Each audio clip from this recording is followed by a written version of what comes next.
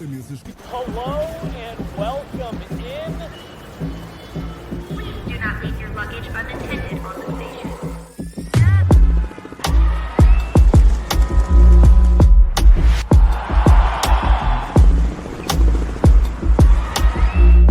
Welcome to the show. Hello, everybody. Welcome in Emergency Pod. We said yesterday that there was a chance we'd end up on the show here today talking about a trade, and that is exactly what has happened, Megan. The Avalanche have flipped Jusso, Parssinen, Calvin to Haan, and I'll say conditional second. We'll get into what the conditions are here in a minute. It has more to do with where certain picks land at the end of the season than anything else.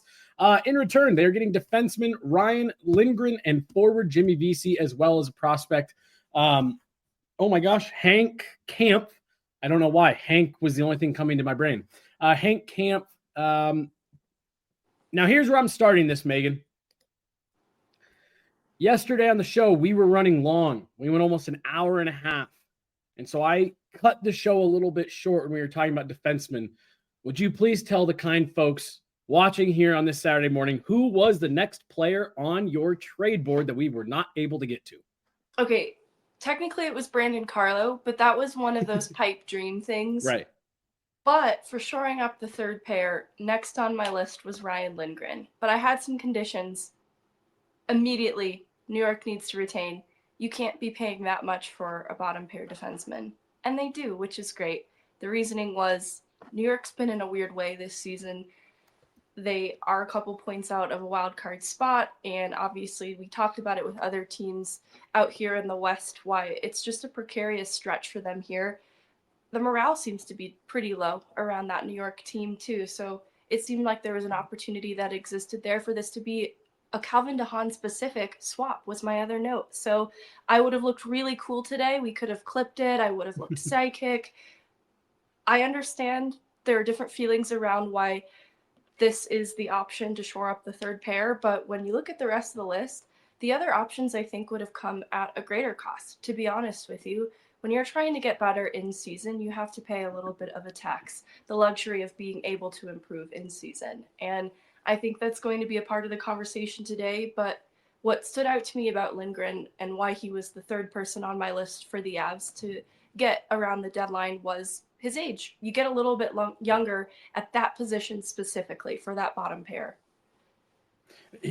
Like you said, Megan, there's a lot to get into here, but there's one thing that I want to just continue to key on throughout the course of this show, and it's something you should, bottom pair.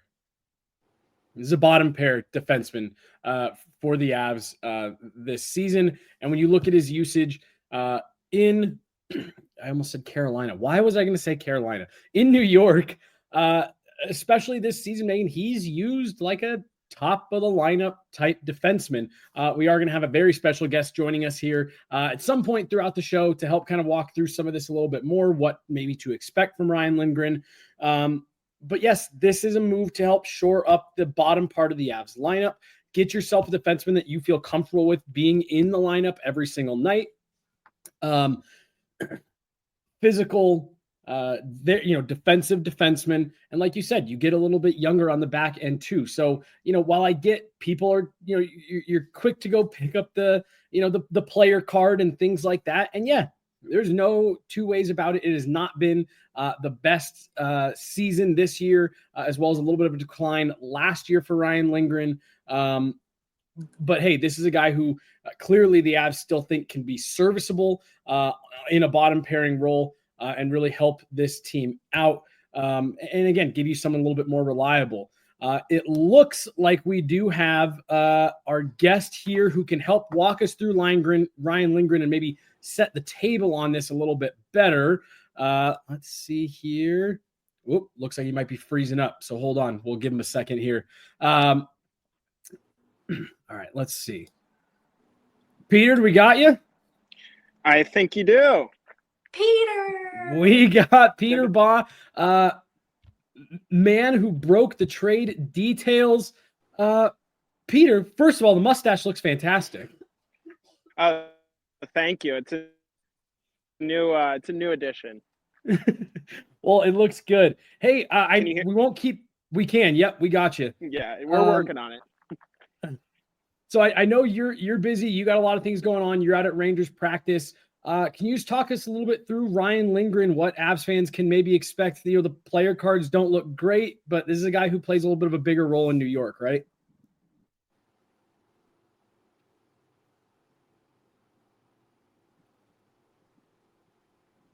Yeah, so Adam Nord, he's a gritty, hard-nosed player who I think that sorry.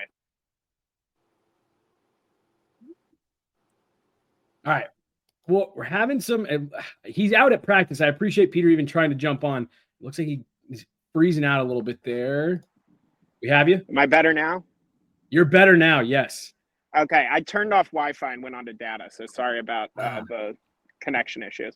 No, you're good. Essentially, the spark notes on Lindgren are that he's a gritty, hard-nosed player who can play on the penalty kill and carry some heavy defensive minutes.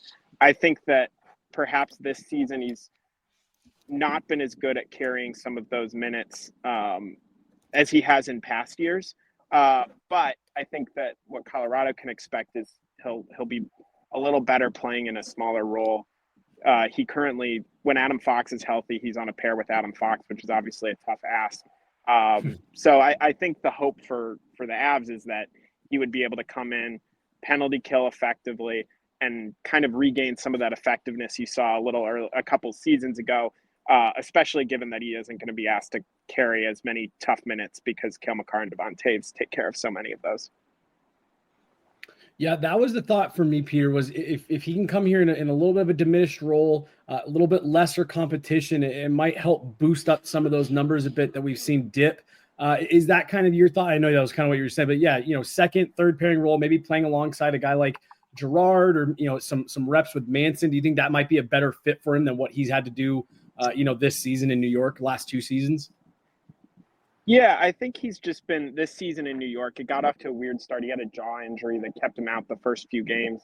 And I think that he was maybe a little overextended at points. And now potentially in Colorado, he can find a fit where he's, I guess, has less responsibility and can kind of put more into those minutes against less hard competition because Cale Makar and Devon Toews take a lot of those minutes. So I think that's kind of got to be the hope for the Avs. And then they get a piece in Jimmy Vesey, who's kind of your classic fourth line guy, who's had double-digit goal seasons the past two seasons. This year's been a little tougher. Peter Laviolette has sliced his ice time a bit. But he's still someone who can, I guess, chip in offensively and be responsible on the defensive end.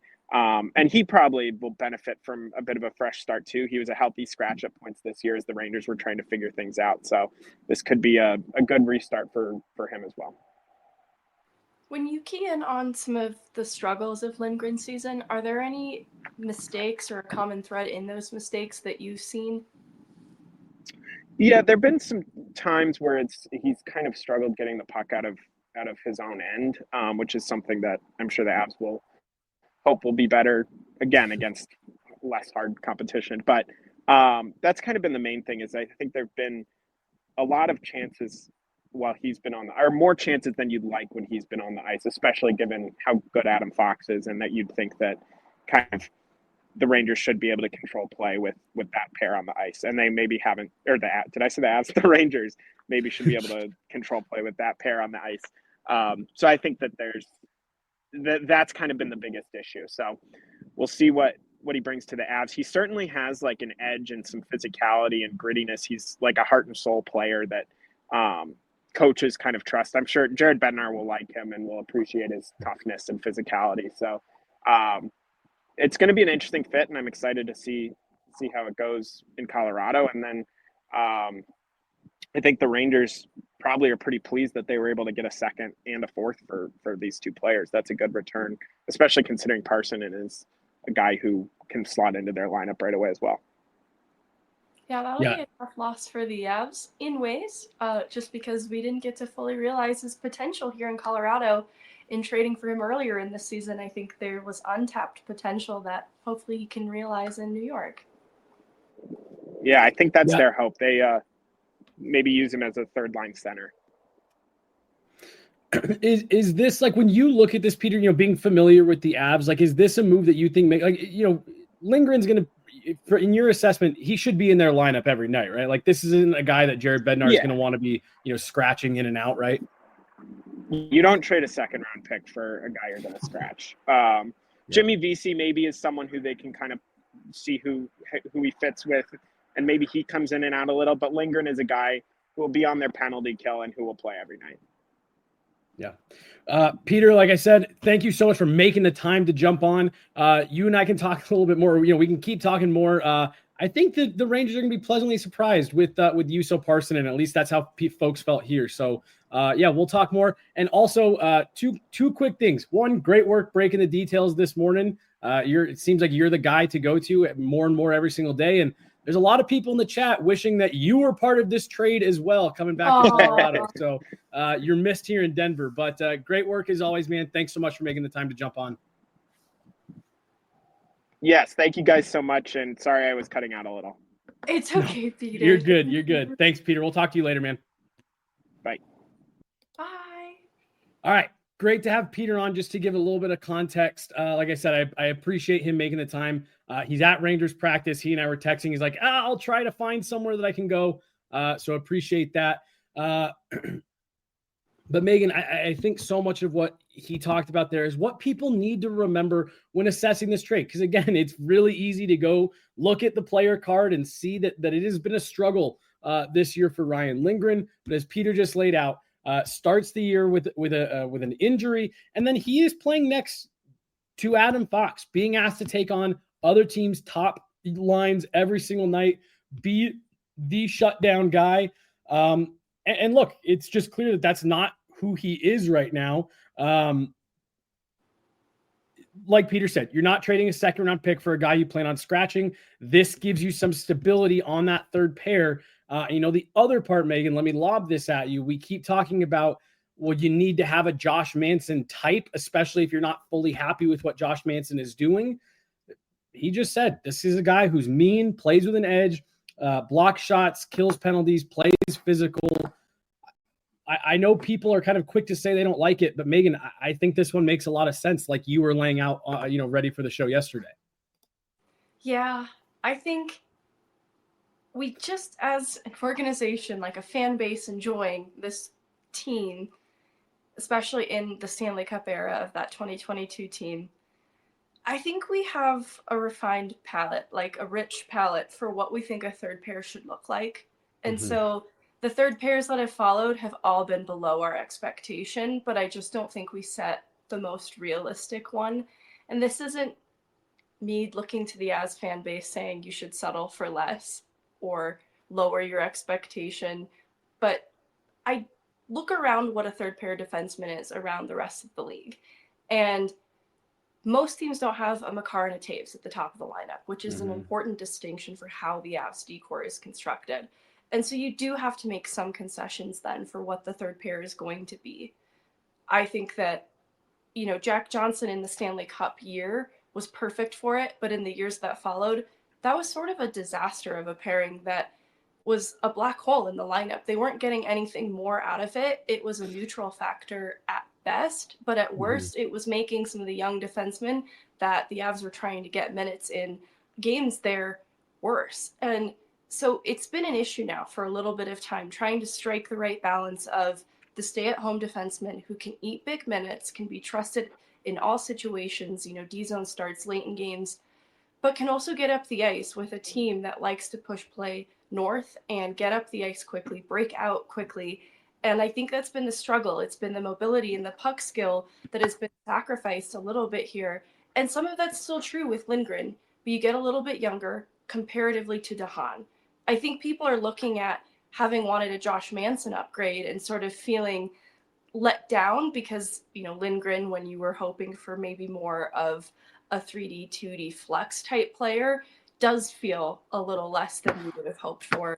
But that is hard because that comes at an even greater cost if you wanted a player who could play second pair minutes and be something of a Josh Manson replacement. What Lindgren is a little bit of Josh Manson insurance because he does have the grit and the edge and the physicality of a Josh Manson if that's a player that does continue to have health issues, isn't available to the Avs for whatever reason. He did play, 16-minute nights in New York with a big role, so he can be trusted with a few more minutes than the third pair in Colorado has been through this point. And similarly, a big PK guy. And so Josh Manson, we talked about that a little bit, but if that is a player that's unavailable to them, that is a huge absence on the PK. And so having Lindgren be able to eat up PK minutes too is important, because that was something your second pair defenseman was doing that you're now getting out of your third pair defenseman. And so you are still getting some of that second pair, third pair flex. The trouble is, analytically, he has been bad the last couple of seasons. Yep. It's fair to say, I think that this is where you look at what the Avs' needs were at this present time and how players like Keaton Middleton sometimes get the nod to go on a given night over players like Malinsky, who analytically can, to this day, despite what we know about Sam Malinsky's season, analytically, it looks great. And if you were an outsider just looking in on those numbers, that's what you would think. But to watch it more closely, you can see that Lindgren analytically might not be great, although his points pace has not only surpassed a Josh Manson, it's surpassed any of what the third pair has contributed through this point. I'm by no means brandishing Ryan Lindgren as some playmaking wizard, but he'll distribute the puck enough, and that's kind of what I mean when I talk about this third pair and what the balance has been hard to find for the Avs is they need just enough puck skill. But you didn't need Lindgren to be like a Sam Malinsky for a reason. And so you're still getting an upgrade then in the puck skill and the mobility, clear cut over to Haan. You're getting more consistent reps then too, which has been the other issue. With Haan and Middleton kind of rotating in and out of the lineup together, I like that Lindgren is going to be the guy that you can just put in the lineup every night. You kind of know what to expect. You can shelter him a little bit if need be, because just look at Keaton Middleton. Like, Lindgren is so much like, this is mean, better Keaton Middleton. Yeah. And so if you could shelter Middleton and survive some games through this point, you can get a little bit more trusted out of Lindgren on a nightly basis. And this wasn't the move that was supposed to win the Avs the Stanley Cup. You just needed to shore up the back end. There's 3 total moves that help the Avs to get to a more complete place. This isn't shiny, and it's maybe not as glamorous as you would have hoped, but it still needed to get done. This was an important area of the lineup that needed to get better.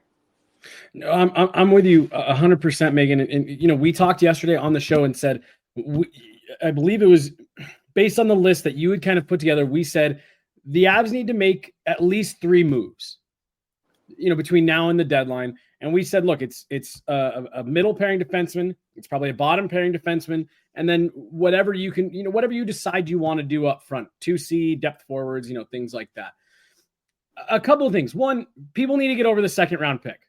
You need to get over it. It's not even your own. The Avs aren't even, it's not even their second round pick. There's an option between 2 different second round picks the Rangers are going to take. So the Avs still have another one to use. And the reason you pay a second round pick is a couple of things. One, you got Calvin Haan off your books. You moved him out. You moved a contract out.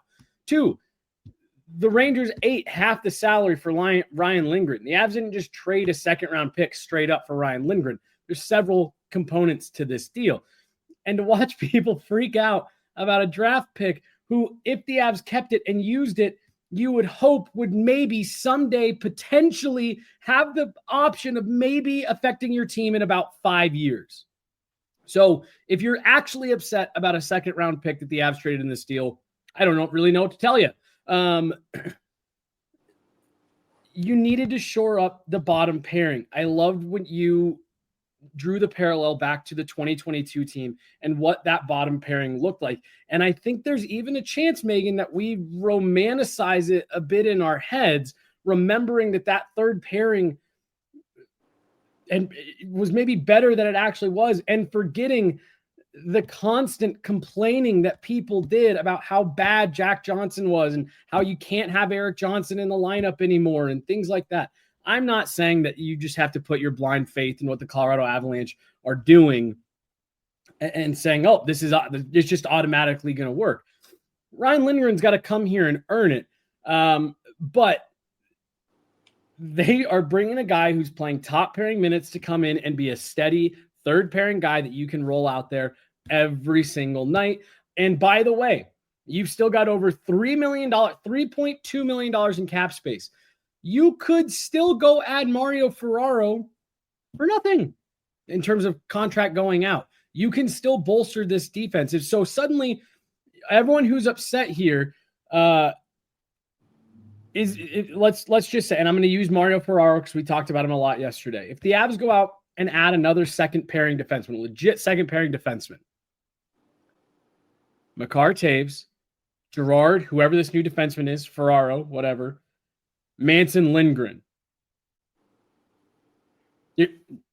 I don't know. I just don't get how someone could look at something like that and say, that's not a solid 1 through 6. That's what the Avs are trying to build here. The Avs are trying to build a 1 through 6. Now, if they go through next Friday and this does end up being the last trade that they made, then yeah, disappointing. Not the move you wanted them to make. There were better options available.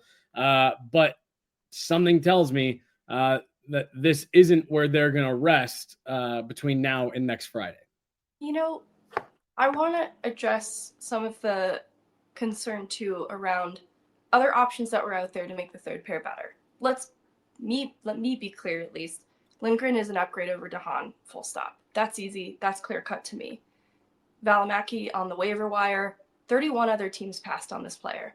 I think from what I have known about players that have passed through waivers without the interest of 31 other teams before, there's a reason for that. There's always a reason for that, whether it be on ice play, something that we're not seeing, or reputationally, there's always a reason for that. There's a reason that the Avs did not have interest in this player. And similarly, I know Ludwig just got like a little bit banged up in the AHL, but they have other options that they have looked at earlier in the season to get better that could have been a solution on the third pair that they have also deemed not a clear-cut upgrade. They literally have John Ludwig in Loveland right now. Mm-hmm. And so I think we have to understand that there are reasons behind the scenes why this is a better fit for what they needed on their third pair that we'll see fully realized in the on-ice performance. And I don't know if we'll ever fully appreciate it because I just think by position, the third pair defenseman job is never going to be a very glamorous one. It's not going to come through on the score sheet. The intangibles of their game are the things that Jared Bednar is going to appreciate most, and probably Mackenzie Blackwood, but probably not you or I. If Valimaki was a set and forget second pairing guy, 31 NHL teams would not have passed up on it. Just wouldn't. This is just, this is just the stuff where, look, sports are inherently emotional. People get invested. These are fans. People spend money, time, all that stuff watching. But hey, these are complex moves. And I saw someone in the chat saying, Jesse, you don't get it.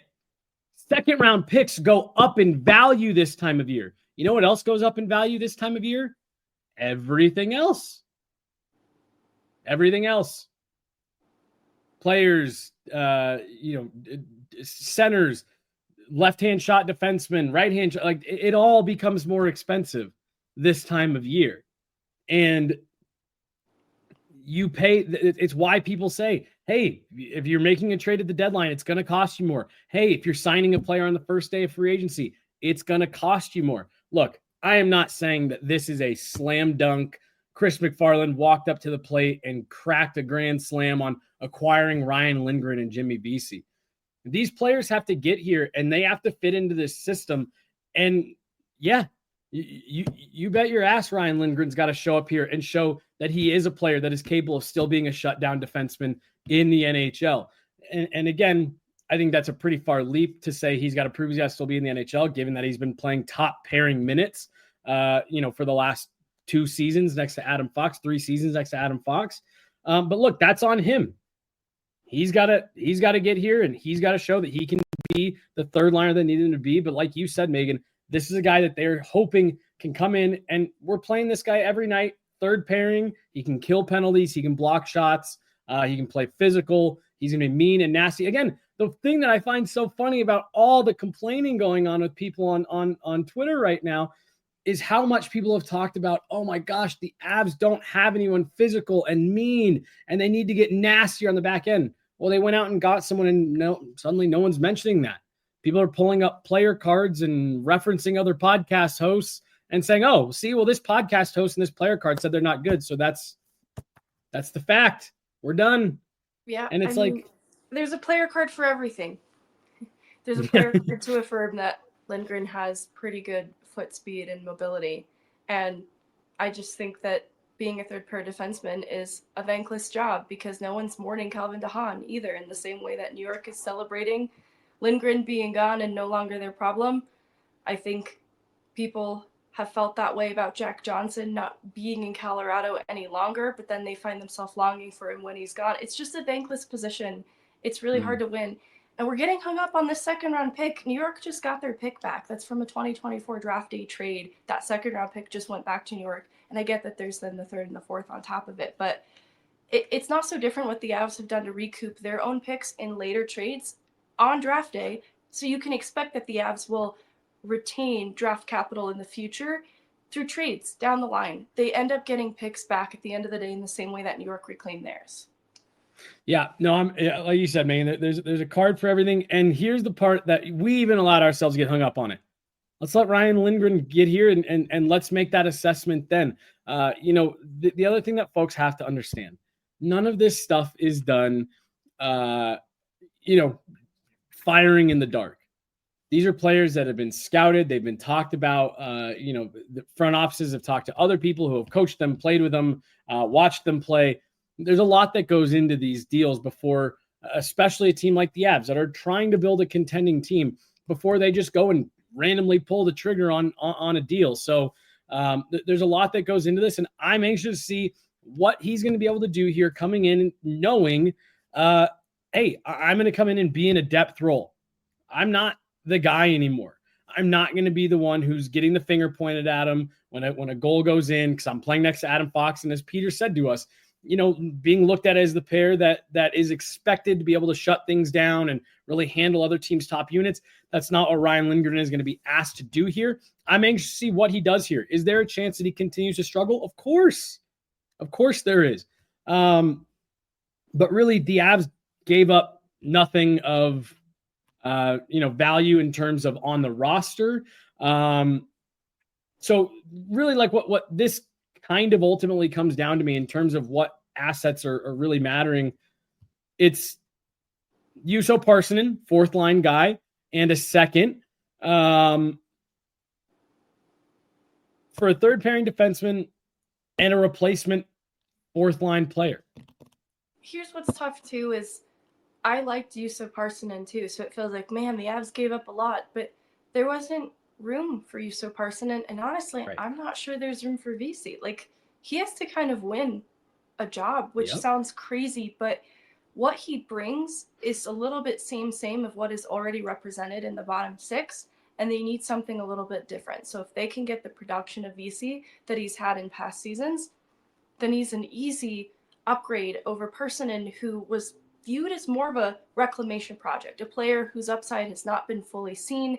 And the Avs just don't really have the runway right now with where they're at in their window to be finding opportunity to get him in the lineup. He had to kind of earn it out the gate, and it's tough. I think that there's still upside, but Parssinen, he was scratched these last couple games with foul back, and we're talking about the Avs targeting more depth at the deadline, and that's still with Jusso Parssinen as part of that team. Like, there's still a Kivi Ranta then floating around, there's a Parker Kelly floating around, and so we don't know what is happening with Miles Wood.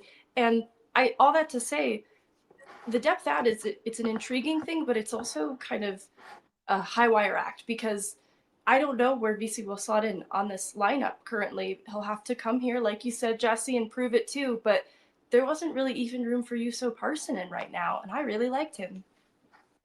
Yeah, I mean, I was saying to Peter, Jusso Parssinen I thought was a pleasant surprise for the Avs this year. But you make a great point, Megan. He wasn't in the lineup last night.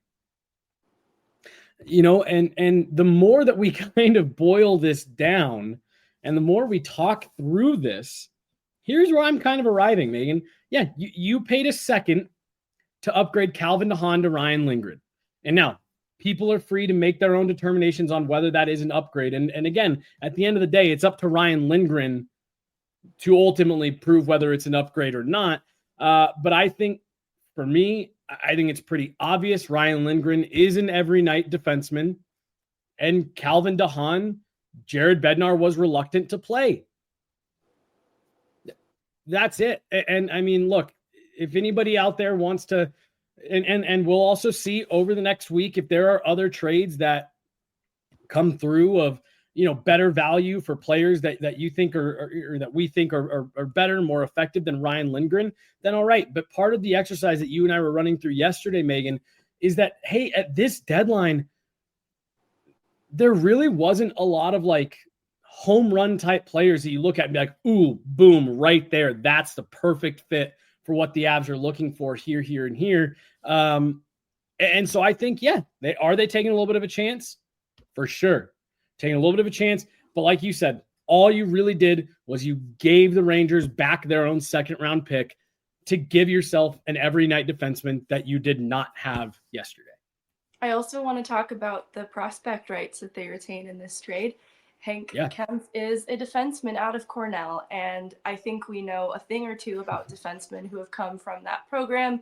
Obviously, this is a former 7th round pick that's just going through the NCAA right now, so I'm not going to get too excited about what that means, but I do think it's no coincidence that they tapped back into a program that they've been happy with the return on Sam Malinsky, Matt Steinberg to a different extent on the forward side of things. They've got another defenseman in the pipeline. This one's a little bit different, profiles a little bit differently, a big kid, left shot defenseman. So that just adds something to the pipeline for a future, consideration, like what this prospect is for them on the back end in the future. Yeah. And again, we've still got a week. Well, actually 6 days, 5 days, 6, the rest of today, and then 5 more days until the deadline to see what else the Avs do. Again, if and I'm saying it right now, if we get to next Friday, and yes, this is the last move the Avs end up making, I am right there with all the outrage online. Not outrage, but disappointing. That would not be what you and I kind of envisioned what the Avs would do. I do continue to think that this is going to be an aggressive deadline for the Avs. And here's the other thing that I will say about what Chris McFarland continues to do around this time of year. I like the fact that they're aggressive. They don't really sit around and wait for players that are potentially on their trade board to get scooped up elsewhere. If Ryan Lindgren was a guy that was on their radar, they went out and got him. They didn't wait for the market to get set somewhere else for cost. Because here's the other thing that you can run into, Megan, which we see all the time around the trade deadline is, on Tuesday, someone's going to trade a first-round pick for a player, in this kind of range, a first-round pick just for the player. And then suddenly, you're talking to the Rangers and now the cost goes up, all that stuff. The Avs identified a player they wanted and they went out and put together a deal that they thought made sense while also replacing Jusso Parssinen with another guy that can hang around in your, 13th forward spot, jump into the lineup here and there. Again, I think this deal is a deal that makes sense. I understand why Chris McFarland did this. Yeah, no, I do too. I mean, there's really, if you're available at the deadline, there's really no perfect fits, right? And the aim is for the Avs to get better right now in the immediate. That comes at a cost. I know Lindgren doesn't feel like he moves the needle for a lot of people, but when you're comparing it to what the option was in a Haan or Middleton rotating in and out of the lineup on that third pair, it's pretty clear cut to me that this is an obvious upgrade over that. Yeah, I'm with you. Let's get out of here for today. I'm going to stay near my laptop. Don't know what else is going on, the rest of the afternoon. But this is the mode that we are in from now until next Friday, everybody. We are kind of just on our guard. Trades might be coming through at any moment. I'm going to end the show this way with what you just said. Avs get an upgrade on defense. They have upgraded that third pair, adding Ryan Lindgren from the New York Rangers. Plus, as Jusso Parssinen goes out, they do get the immediate replacement for Jusso Parssinen in Jimmy Vesey. As Peter Baugh from The Athletic pointed out to us earlier, this is a player who has had double-digit goal seasons before, and is a little bit more of a defensive minded guy. So I like the deal. I think the deal makes sense, but now these players got to come here and prove. They got to come here and prove you and I right here, Megan, right? You and I are saying, hey, look, these are guys that we think can come in and be effective. It's on them to come in, get in, familiar with this system, and make the impact that the Avs front office is betting a second round pick that they can make. I also look at if they're moving forward with Casey Middlestat. These two are former teammates and Minnesota guys, and it brings a friend to Casey Middlestat in the locker room. So I just hope both of these guys make us look good, because the vibes are pretty bad right now in the chat. I still love you guys. We're going to get through this together. We are going to get through this. And hey, like I said, keep the notifications on, because we'll be going live anytime there's a trade that breaks throughout the week for the Avs. So we'll be here talking to you guys through all of it. She's Meghan Angley. I'm Jesse Montano. Big thanks to Peter Baugh for joining us off the top, helping us walk through a little bit of the details coming from the New York side. We'll be back at it at some point. Who knows? Maybe 30 minutes from now, maybe tomorrow, but definitely Monday. We'll talk to you guys soon. Thanks so much.